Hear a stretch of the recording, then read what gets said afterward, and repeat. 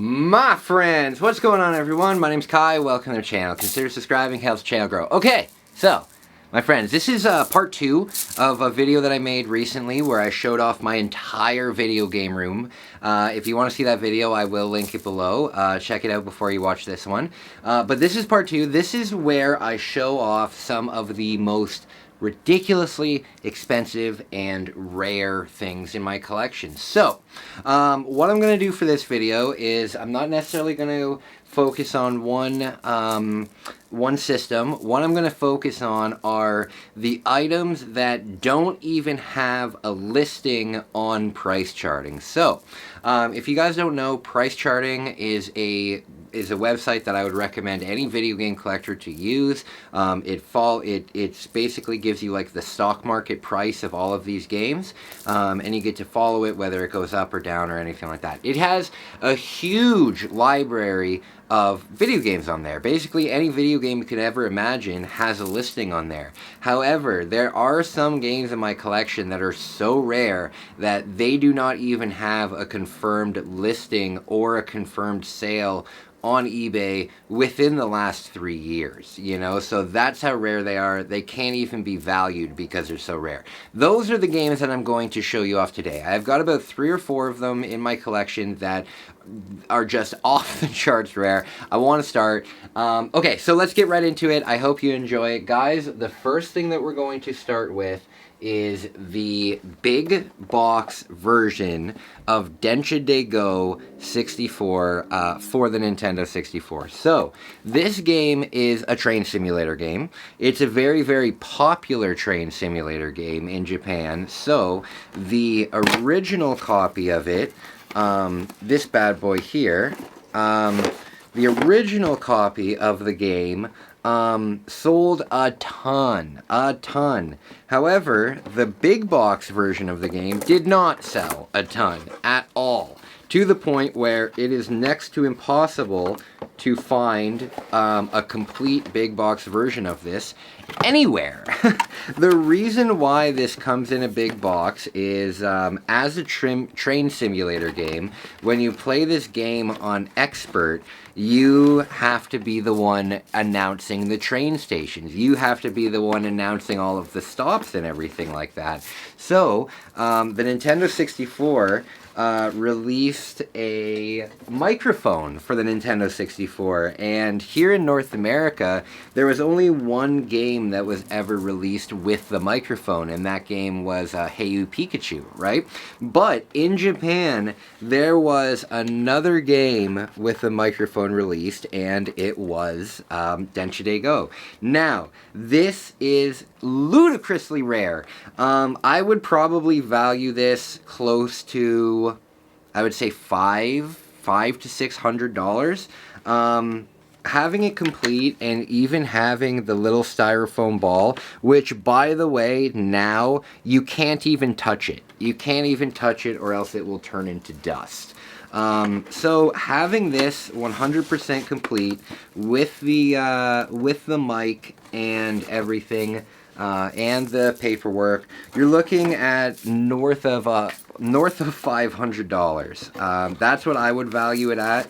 I've never seen it online. I've seen it, actually that's a lie, I've seen it once on Yahoo auctions in Japan, and they were selling it for around 60,000 yen, which is around $600. So that's that one there. Another game that I have that does not have a listing on price charting is this bad boy. So this is Ultraman Club 4. I have all of the Ultraman Club games. They all look like, let me see. They all have some variety of this on the front. However, the first 3 Ultraman Club games were terrible. They were absolutely terrible. They were incredibly convoluted RPGs, and they were terrible. So, when they released Ultraman Club 4, they turned it into like a side-scrolling adventure game, like an action. The best thing that I could describe it as is like Mega Man. You know, it's got all of the different jumps like Mega Man. You can shoot like Mega Man. It's a really, really good game. However, incredibly rare. Incredibly rare. A loose copy of this should only cost you about maybe $60 to $70, which is still expensive. But to get a complete in-box copy, I don't really want to say this too much on camera because I know that my family watches this. But I spent $210 on this game. When I looked it up on price charting, again, it does not have a listing. It's incredibly rare to have in the box, and one reason why is because of the box art. If you see, all of the Ultramen here are crucified. And that is box art that you would never see in North America. So, because of the box art, because of the rarity of it, in my price charting, I said I would sell this for no less than 400 Canadian dollars. Now, if the price comes down, that sucks. I got it for about 210. But yeah, not even on price charting, incredibly rare. That's what I would sell it for. A couple other games that are very hard to find on price charting is this guy here. So this is Takeshi's Challenge. We talked about it in the video before, but having this complete in the box is a very, very difficult game to have. This game is not a good game. It's very much a Kosoge game, a game that's so bad it's kind of good. But this is a very, very strange game on the Famicom.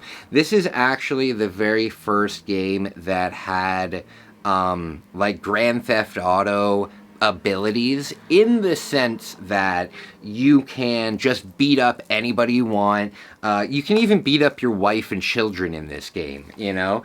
But you walk around in the streets doing mundane things. You can take out pedestrians if you want. It's a very strange game for when it came out. Having this in the box with the book, the strategy guide, having them both together is what makes it valuable. But having them both together, I would probably value this at like maybe $200-300. But having it complete with the book is not available on price charting. So I don't know. All I know is that it's incredibly rare. We will be doing a live stream of this game. The only thing is, it's a very, very hard and convoluted game. It's a very hard and convoluted game. It's a game where you're a salaryman, a Japanese businessman, and you decide to divorce your family, leave your children, and fly to an island to explore and look for treasure. So it's a very, very strange game, but we will be playing that game soon. A couple other things that are on there that I would like to talk about is this game here. So I do believe that this game is on price charting. It's not a very expensive game, but it's a game that I would really, really like to talk about just for a moment because of how cool and groundbreaking this game is. But you have to give me a second because I need to get water because I'm parched. God. I'm back. Okay, so guys, the game that I wanted to talk about, this game is called Marita 64. This is actually a sequel to the shogi game that I love so much, Habu Shogi. So this is a sequel. However, this game is so unique. This game was actually an online Nintendo 64 game. Did you know that? Did you know that the Nintendo 64 in Japan had online capabilities? And you're probably wondering, like, how on earth, what? You know, there's no internet port or anything like that on a Nintendo 64. How the hell does it have internet? Well, I'll show you its features. So, this is what the game cartridge looks like. This is what it looks normal at the top, but bam, this game cartridge focus. There we go. This game cartridge actually has an Ethernet port and modem built into it. So this game, the reason it came in a big box is actually because it has like a 20-foot wire to hook this bad boy up to the internet, and the instruction book is like the size of a phone book. So I had to show that off. I always have to show this game off when I do my collection tours, because it's just such a unique game. It's not necessarily a good game. It's definitely not as good as Habu Shogi. I mean, Habu Shogi is the greatest game ever made, but this game here, the fact that it could go online in 1997, not even like 2000, 2001, 1997, that to me is absolutely amazing. Alright, a couple other things that I cannot find on price charting. So, guys, this is Abura no Tengu, or Zombie Nation. This is a Famicom game that was re-released on the Nintendo Switch. It was re-released in several different big boxes. This particular version of the game comes with alternate cover art, and it's got an art book with it, and it also has something that will be very valuable one day, this bad boy here. So this is the entire soundtrack, and I gotta tell you, soundtracks like this might not be the most valuable here in North America, but back in Japan, they still use a lot of old media. So you can go into stores like Super Potato and find, let's say, the Donkey Kong 64 soundtrack on CD. It'll cost you $700, you know? So that's really cool. This came with the game. This game is very strange. This game is about basically this head coming over the United States because a samurai ninja ghost has taken over the Statue of Liberty to help destroy America. And then when you start playing it, you're just a floating head, and your weapon is your eyeballs and your vomit, and it's just shooting out, and it is absolutely insane. The Famicom version of this game will cost you north of $1,000 because it's a very obscure, rare game. They did re-release it, however, I cannot find any listings of this particular collection. So, I'm not going to value it that high, but I would probably value it around $100 to $150. That's really cool. I got this in Osaka. Yes, I have some more things to show you. Why don't we talk about a Blockbuster exclusive? Huh? Why don't we talk about 1999? Dad, can I please rent a game? Well, Kai, you were a little bastard at school. You were misbehaving the entire week at school. You got sent to the principal's office 4 times. You had to have an in-school suspension for a day. Why should I get you a Blockbuster? Because I want it. Okay, guys, so if you are a Nintendo 64 collector, you know that some of the rarest games on the system were Blockbuster exclusive games. You could only get them at Blockbuster, and now the only way that you would have them is if you stole them from Blockbuster, or you managed to buy them when Blockbuster was going out of business and stuff. Either way, very hard to get. I don't have Sculptor's Cut. I don't have Super Bowling, but one thing that I do have is this baby. Wait, I was showing a video game. I have this bad boy. So, this is Beast Wars Transmetals for the Nintendo 64. In North America, this game was an exclusive Blockbuster release. So it is very rare, very, very expensive. Over in Japan, I don't know if you guys knew this, it seems kind of obvious, but Transformers are Japanese, right? Transformers, the whole concept of Transformers are Japanese, and then an American company, you know, licensed it and brought it over, right? So this game actually came out just as a regular game in Japan. In Japan, it's actually illegal to rent video games. It says on the back of all of these games. For sale and use in Japan. Hold on, maybe it'll. There we go. For sale and use only in Japan. Come on, focus. Okay, so it says for sale and use only in Japan. Commercial rental strictly prohibited. You know, so rentals were not a thing there, but this game is not good. This game is not good. So even though it was a Blockbuster exclusive in North America, it is still very rare in Japan because it didn't sell well. It was a terrible game. Nobody bought it. So the North American version of this game, completely boxed, will run you probably $1,800, which is insane. This copy, much less, still expensive though. We're looking at about $130 for it complete. I think that's pretty cool. Okay, a couple last things that I want to show that I know are not on price charting at the moment of filming this. Give me one sec. I have a horsey. Nay. What? Okay.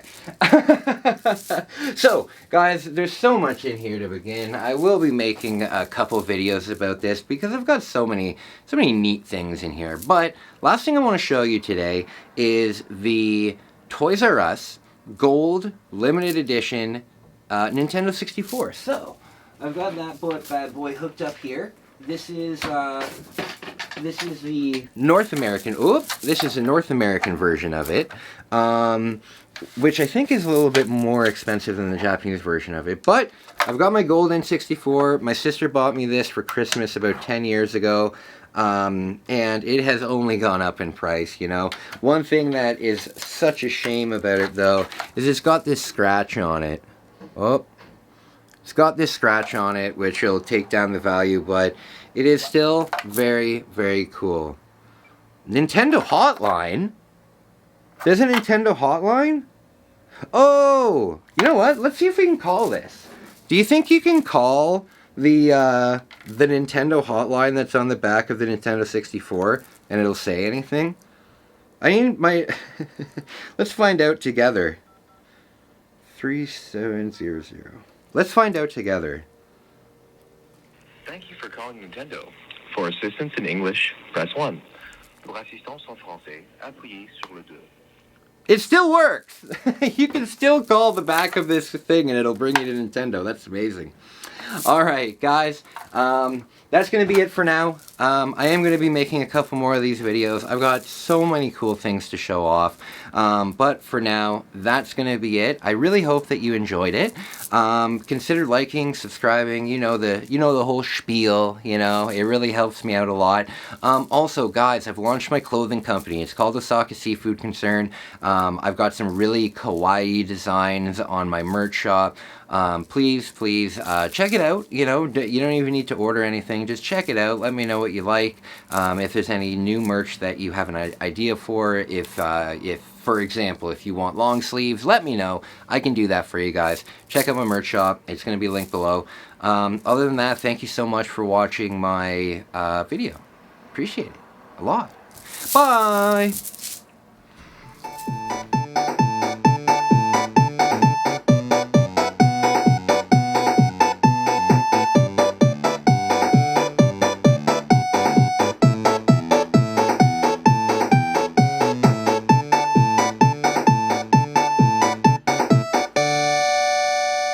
Thank you for watching そばリビング